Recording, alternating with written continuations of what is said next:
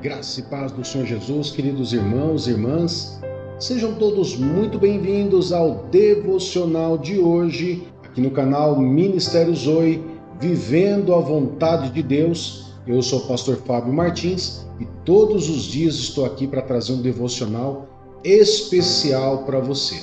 O devocional de hoje tem como tema Tudo me é permitido.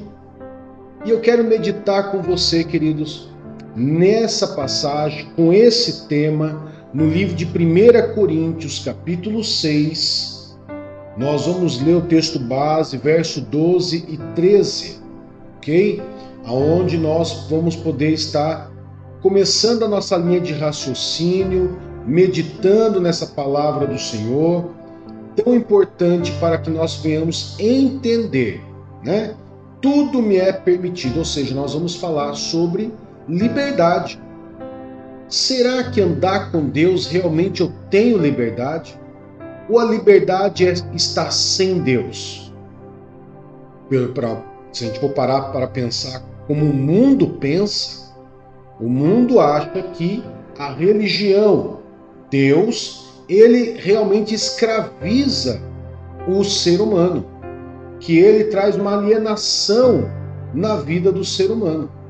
Mas vamos entender esse texto, tudo me é permitido, e vamos aqui entender claramente sobre a verdadeira liberdade. Amém? Então eu quero primeiro fazer um convite a você que ainda não é inscrito no nosso canal, para que você se inscreva em nosso canal, e você que já é inscrito, ou você que acabou de se inscrever no canal, você possa fazer 3 coisinhas bem rapidinho aí pra gente, que não vai tomar nada do seu tempo. Curtir, comentar e compartilhar, tá? Curtir é deixar um joinha lá, o like pra gente. Comente, deixa lá o seu bom dia, boa tarde, boa noite, seu graça e paz. Coloca lá o seu pedido de oração e eu vou estar orando por você, ok? E compartilhe com o máximo de pessoas possíveis. Se você fizer isso para mim, queridos, o que vai acontecer? Esse grande favor, né? Se você fizer esse favor para mim, o YouTube vai ver que pessoas que estão assistindo o vídeo estão compartilhando, curtindo e comentando, o YouTube também vai entregar, também vai recomendar.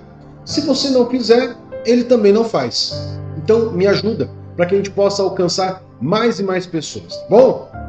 Então vamos lá. Tudo me é permitido, livro de 1 Coríntios, capítulo 6, verso 12 a 13, na tua tela, diz assim: Tudo me é permitido, mas nem tudo convém.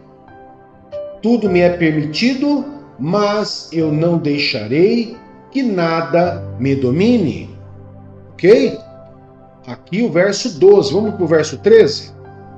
Vou colocar o verso 13 aqui. Os alimentos são para o estômago e o estômago para os alimentos, mas Deus destruirá ambos. O corpo, porém, não é para a imoralidade sexual, mas para o Senhor, e o Senhor para o corpo. Agora sim, queridos, aqui eu quero mostrar para vocês qual é o contexto dessa história. A igreja de Coríntios, ela estava passando por uma situação problemática. Que situação problemática é essa, pastor? Eles estavam tendo problemas com divisões, estava tendo muita briga, diz-que, cada um fazia o que achava ser certo.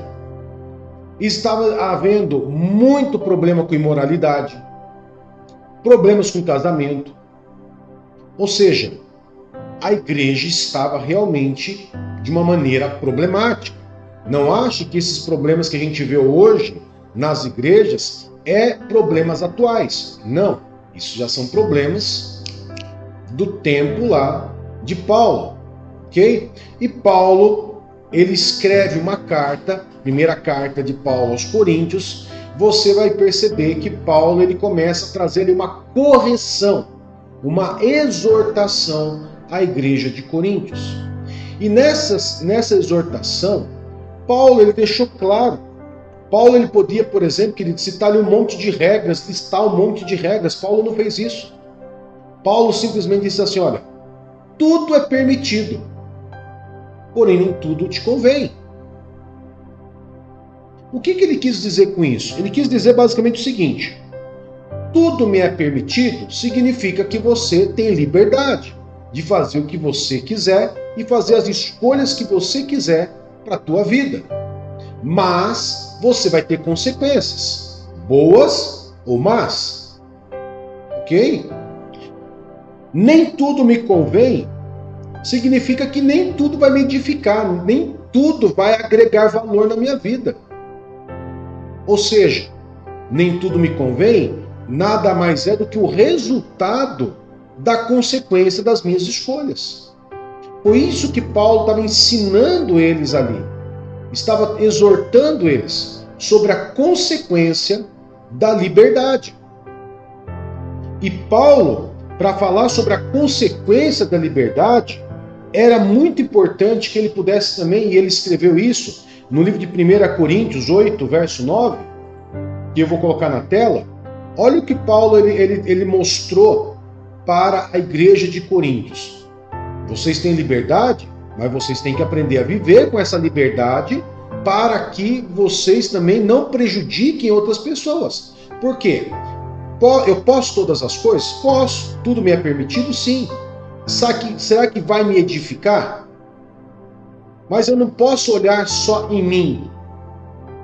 Eu tenho que olhar, por exemplo, para minha esposa, ou para o marido, ou para os filhos, ou até mesmo para as pessoas à minha volta. Se isso não vai gerar problema. Não é só olhar para mim e os outros deixe de lado. É um contexto geral.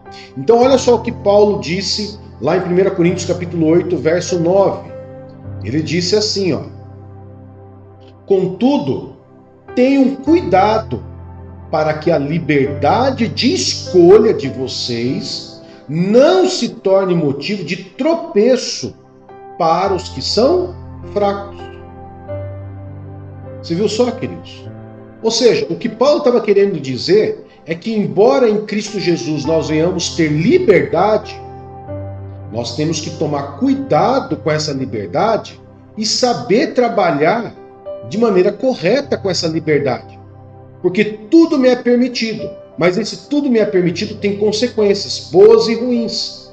E essas consequências pode reverberar na vida do meu filho, da minha família, na minha igreja.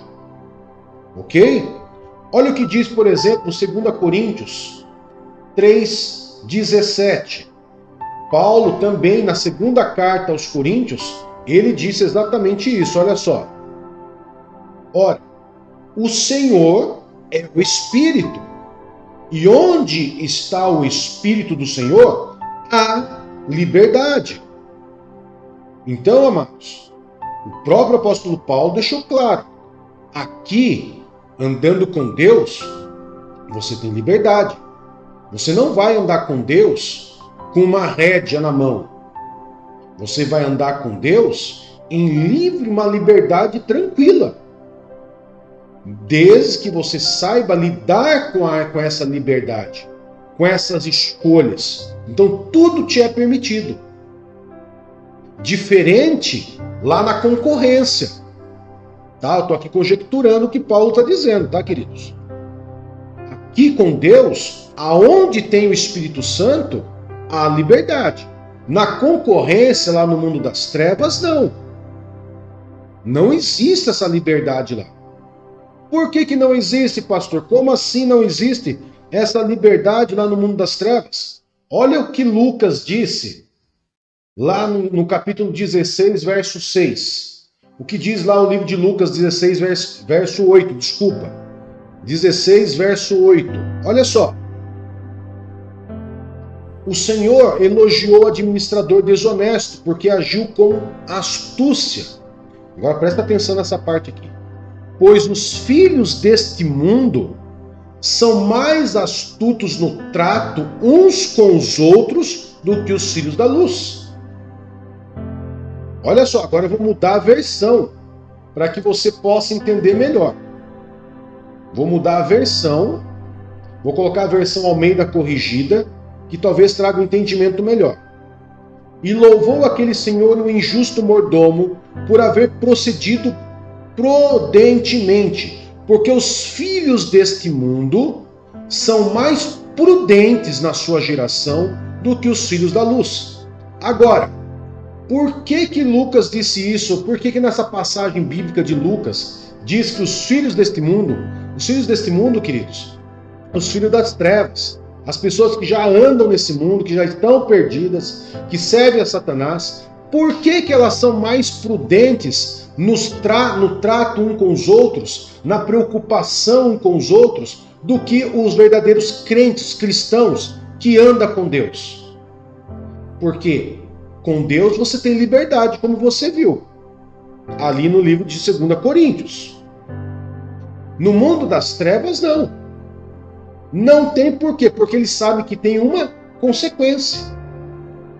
Eu e a pastora Rita, que atendemos pessoas, queridos, constantemente, né, pessoas que vieram de diversas seitas, é muito comum a gente ouvir que quando ela estava servindo lá a Satanás e seus demônios, no mundo das trevas, se você desobedecesse, você era punido. Você era punido, você era castigado.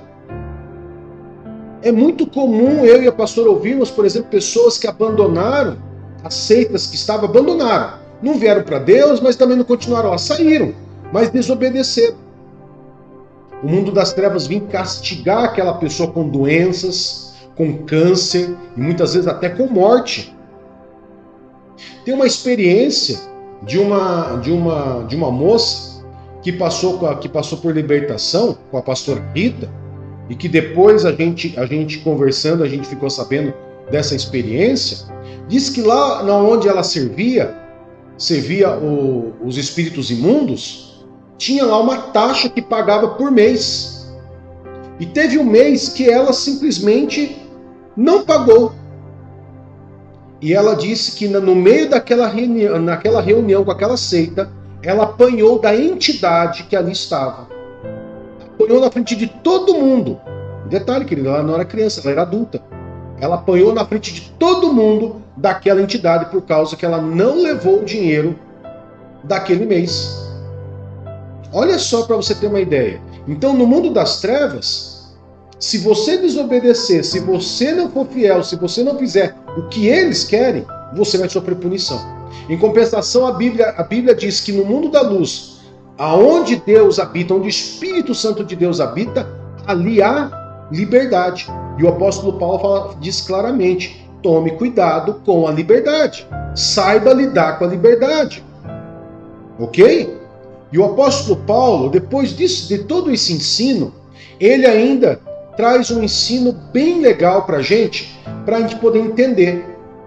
Né? Ele traz uma visão muito clara que, embora nós tenhamos liberdade, embora tudo nos seja permitido, mas nem tudo me convém, nem tudo me edifica, ele fala assim: embora vocês tenham liberdade, considerem essa liberdade para que vocês possam se dedicar, como se você estivesse numa corrida, aonde o único ganhador é o que ganha o prêmio. Então se dedique a isso. Então lá no livro por exemplo, de 1 Coríntios capítulo 9, verso 24 a 27, o apóstolo Paulo, ele mostra pra gente, deixa eu colocar na versão NVI, pronto. Ele fala claramente pra gente, ainda tratando desse assunto de que tudo me é permitido, ou seja, que eu tenho liberdade, ele ainda trata o assunto e ele fala o quê? Olha só. Verso 24 a 27. Vocês não sabem que todos os que correm uma competição, apenas um ganha o prêmio? Corram de tal modo que alcancem o prêmio. Todos os que competem nos jogos se submetem a um treinamento rigoroso para obter uma coroa que logo perece. Mas nós o fazemos para ganhar uma coroa imperecível. Sendo assim, não corro como quem corre sem alvo, e não luto como quem esmurra o ar. Contudo, esmurro meu corpo e faço dele meu escravo, para que depois de ter pregado aos outros, eu mesmo não venha a ser desqualificado. Queridos, o que o Paulo está querendo dizer? Ele está querendo dizer assim, olha, em vez de vocês tentarem ficar brigando com essa liberdade, né? Ou